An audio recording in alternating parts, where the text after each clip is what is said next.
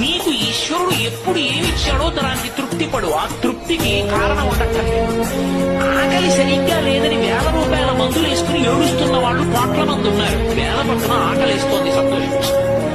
దాహం వేస్తే మంచినీళ్లు లోపలికి వెళ్ళక మధ్యలో కన్నం పెట్టి గొట్టం పెడితే ముక్కులోంచి పోసుకుంటున్న వాళ్ళు ఉన్నారు.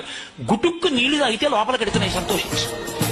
రాత్రి తిని పడుకుంటే పొద్దుడికి కడుపులో పోట్లు వచ్చి జీర్ణం అవ్వక ఏడుస్తున్న వాళ్ళు 1,00,000 మంది ఉన్నారు.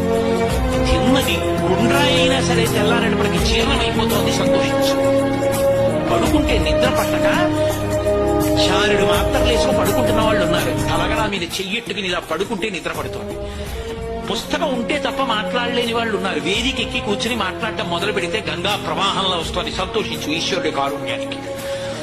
కొంతమంది కూర్చోలేని వాళ్ళు ఉన్నారు, కూర్చుంటున్నావు. నడవలేని వాళ్ళు ఉన్నారు, నడుస్తున్నావు. చూడలేని వాళ్ళు ఉన్నారు, చూస్తున్నావు. వినలేని వాళ్ళు ఉన్నారు, వింటున్నావు.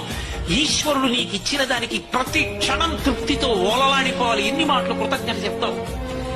అది మానేసి ఎప్పుడు ఏదో పోయిందాన్ని తలుచుకుని ఏడవడం కాదు, వచ్చేదాన్ని ఊహించుకుని అలా జరిగితే బాగుండని కలువమలు ఎగరేయడం కాదు.